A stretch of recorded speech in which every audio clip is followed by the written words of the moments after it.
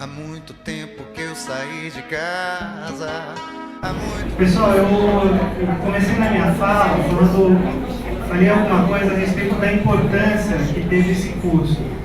O Ministério da Saúde me mandou uma apresentação e pediu que eu falasse um pouco sobre política de saúde mental, álcool e drogas e contextualizasse, colocasse um pouco este curso, em que momento dessa história que está aí para a gente conseguir dimensionar um pouco a importância que ele tem.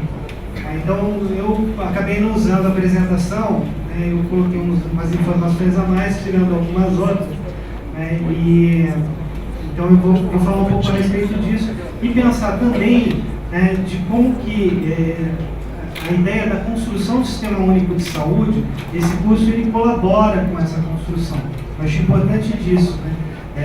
Eu sou mentaleiro, a maior parte dos mentaleiros ele tende a colocar muito a história da reforma como uma coisa descontextualizada, uma coisa fora do Sistema Único de Saúde.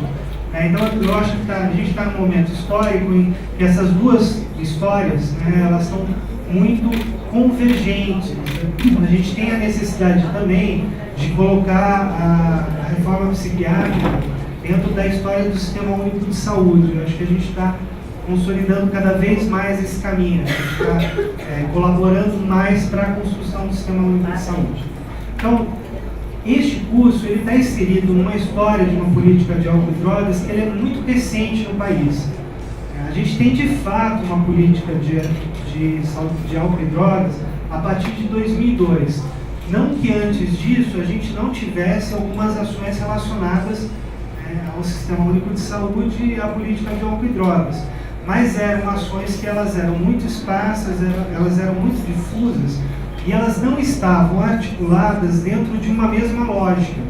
Então tinham ambulatórios que funcionavam numa lógica, tinham ações semelhantes, por exemplo, aqui em Curitiba a gente tinha bastante, ações, por exemplo, relacionadas à consultoria de dependência química, algumas organizações não governamentais que eram financiadas com recursos do Sistema Único de Saúde, interações psiquiátricas, mas que elas não estavam todas dentro de uma mesma lógica.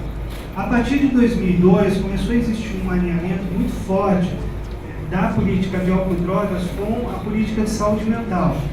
E a gente começou a incorporar dentro de algumas portarias, dentro de algumas formas de financiamento que existiam para financiamento da saúde mental, algumas ações de álcool e drogas. Foi assim que surge, por exemplo, o financiamento dos CAPs álcool e drogas e surge essa tipologia de CAPs álcool e drogas. É dentro dessa lógica que mais para frente a gente consegue incorporar dentro do Núcleo de Apoio à Saúde da Família, que vocês conhecem muito bem, algumas ações relacionadas a álcool e drogas também. E a gente tem um desenvolvimento, um crescimento dessa política que ele vai dentro dos mesmos eixos do crescimento e desenvolvimento do Sistema Único de Saúde. E aí, nesse sentido que eu falo que a gente tem um progressivo alinhamento, principalmente conceitual. O primeiro ponto é que a gente tem que ter uma ampliação do acesso. Então, é por isso que eu sou crítico de políticas, por exemplo, de comunidades terapêuticas, porque na medida que por mais leitos que a gente abra de comunidade terapêutica, a gente não vai conseguir dar conta do tamanho do problema relacionado a questões de álcool e drogas. Hoje a gente pensa que 1 em 10 pessoas tem ou teve em algum momento da vida um problema sério relacionado principalmente a álcool, que do ponto de vista epidemiológico ele tem um impacto muito maior da população brasileira. Então, se tem 100 pessoas aqui, olha, 10 de vocês em algum momento tiveram algum problema com álcool. Então, o que a gente vai fazer? A gente vai abrir CAPs para todo mundo? Não dá. Então, não dá para a gente seguir dentro da lógica, para a gente ampliar acesso, a gente criar mais e mais serviços especializados para problemas de álcool e drogas. Não dá para a gente abrir um serviço com 10 leitos só para pessoas dessa sala. A gente tem que incorporar as questões relacionadas a álcool e drogas dentro dos dispositivos que a gente tem, e para isso a gente precisa desenvolver tecnologias para que a atenção primária, por exemplo, ela seja de fato um dispositivo de saúde mental. E a gente tem que qualificar essas ações que são desenvolvidas. Então, assim, eu acho que o grande ponto que a gente vai conseguir interferir, né, dentro da construção do SUS, num projeto como esse, é ampliar o acesso. E ampliar o acesso é a gente enfrentar esse problema com a dimensão epidemiológica e a gravidade epidemiológica que o problema de álcool e drogas tem no país. Se a gente imagina, e aí a gente entra numa outra questão relacionada à construção do sistema único de saúde, que é a promoção de equidade. Eu trabalhei um tempo no Ministério dentro dessa política de álcool e drogas, e na época a gente tinha uma discussão pensando assim, será que todo município de 10 mil habitantes tem que ter um CAPS álcool e drogas? Essa é uma discussão importante porque muitas vezes quando a gente cria um equipamento de saúde, a gente não cria só um equipamento de saúde, a gente não cria só cuidado, a gente cria um rótulo.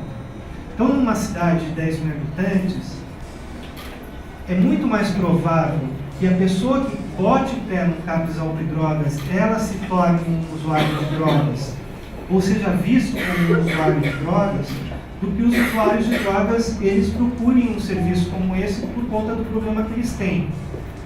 Então, esta política de a gente criar acesso, né, e a gente criar o mesmo acesso para essas pessoas dentro da atenção primária, que é o mesmo lugar que o hipertenso, o diabético vão ser atendidos, é uma política que enfrenta o estigma. Muitas vezes a gente criar serviço especializado, ele é uma política que cria estigma. A pessoa ela se caracteriza pelo lugar onde ela vai se tratar. A pessoa se tratando na atenção primária, ela não está se caracterizando como usuário de álcool e drogas, por estar na atenção primária. Ela está se caracterizando como um cidadão que tem direito a acesso à saúde, cuidado. Então, esta é uma política que promove equidade. E esse é um outro norte do Sistema Único de Saúde, a promoção da equidade. A gente tem que partir do princípio de que o usuário de drogas, ele é uma pessoa que está sob forte estigma. E esse forte estigma, ele é um problema grave de acesso também. Porque os nossos serviços, e vocês sabem muito bem disso, eles criam dificuldades de acesso para essas pessoas. Eu trabalhei com um agente comunitário de saúde no município do interior da região metropolitana de São Paulo, que era Diadema, e eu trabalhei com algumas oficinas, né, relacionadas à questão de álcool e drogas. E a situação do agente comunitário de saúde era muito difícil, porque ele tinha um trânsito, ele tinha uma entrada na comunidade, ele sabia quem usava, por que a pessoa recaía, quando recaía. Só que ele tinha dificuldade de pegar essa pessoa e levar até a unidade de saúde da família, porque chegando lá o médico não queria atender, o enfermagem não queria atender. E dizia que o lugar dessa pessoa não era na atenção básica. Então, esta política que a gente está enfrentando a produção de estigma, ela é uma política também que ela tem que criar, que a gente tem que enfrentar uma mentalidade, né, que é uma mentalidade estigmatizante, é uma mentalidade excludente, é uma mentalidade que ela cria uma barreira de acesso para usuários de álcool e drogas nos lugares onde eles deveriam estar sendo atendidos, em todos os lugares. Um problema epidemiológico que atinge 1 em 10 pessoas, a gente não tem que ter lugares específicos para a pessoa ser cuidada, ela tem que ser cuidada em todos os lugares. Todos os lugares tem que dar algum tipo de assistência para essas pessoas. E eu não estou falando só da saúde. A dimensão, a problemática relacionada ao álcool e drogas, ela demanda muito mais ações do que ações específicas relacionadas à saúde. E aí entra a questão da intersetorialidade.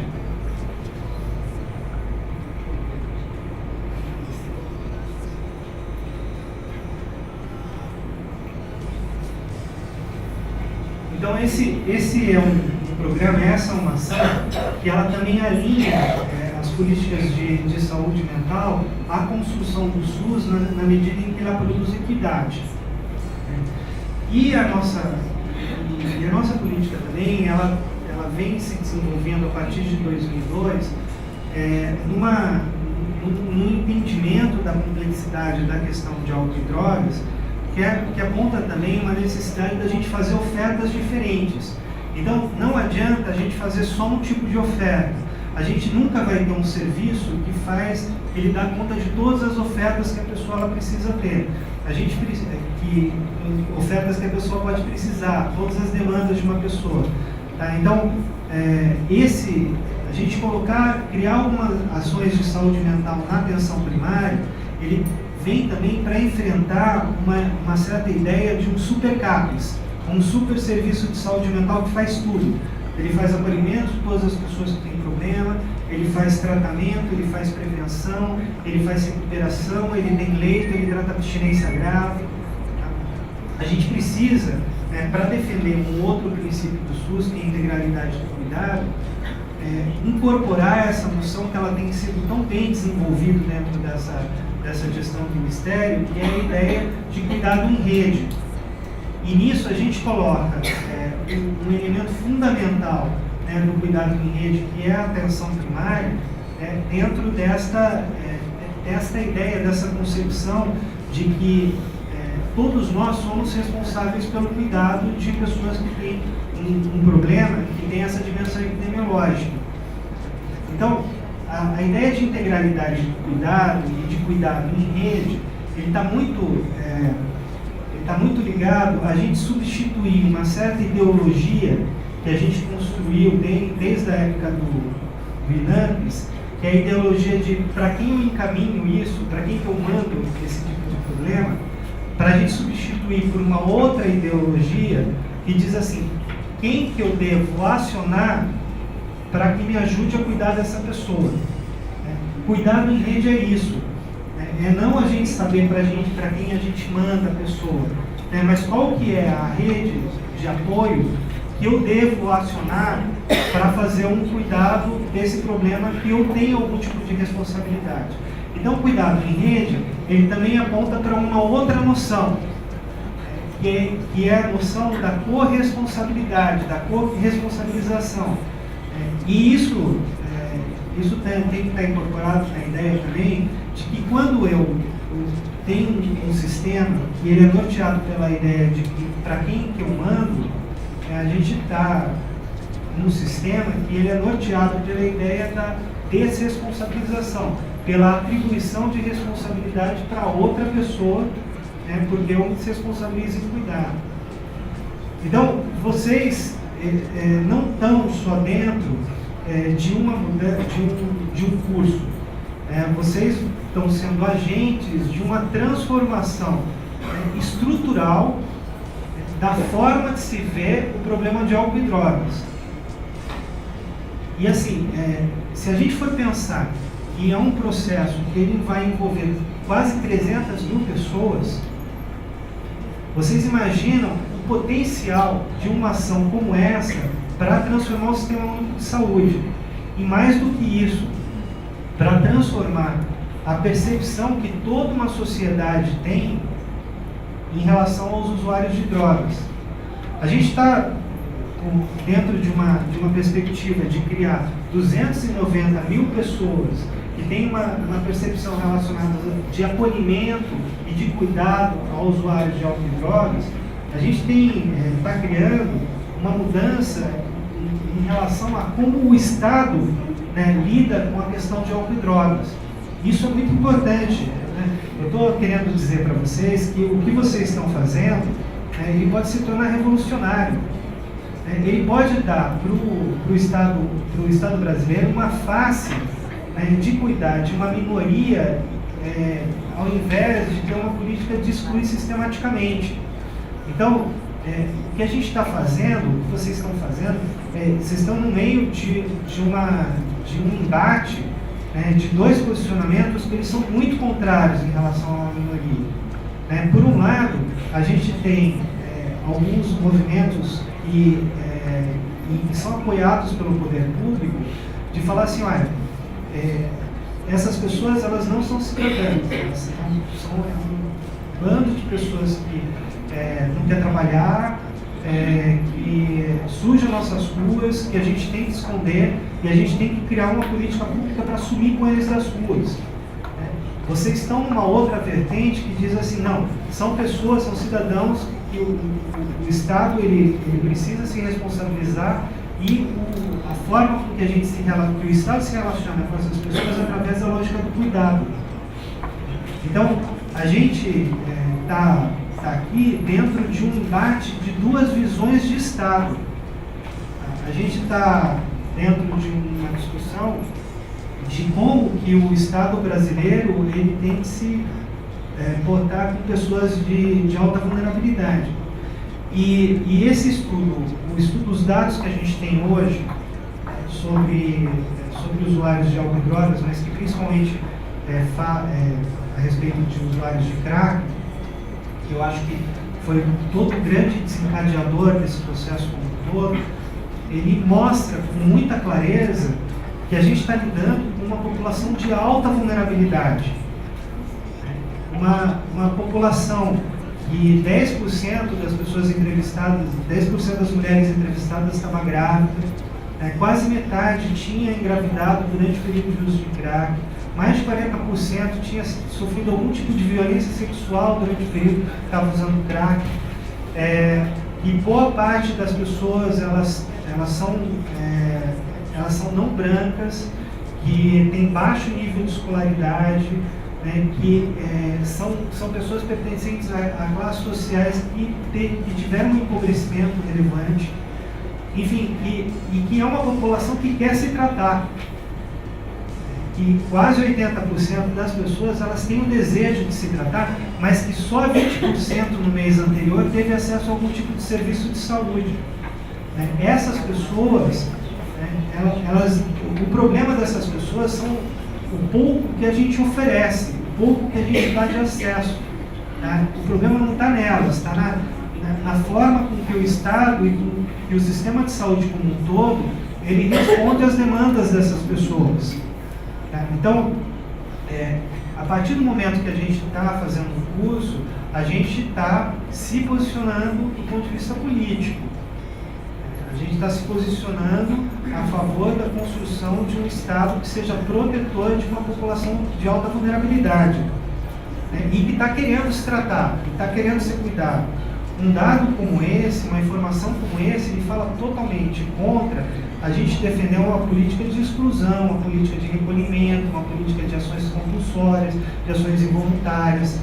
Basta a gente dar acesso, basta a gente oferecer cuidado, basta a gente ter tecnologia para se aproximar dessas pessoas e trazerem essas pessoas para dentro de um sistema de saúde. Agora,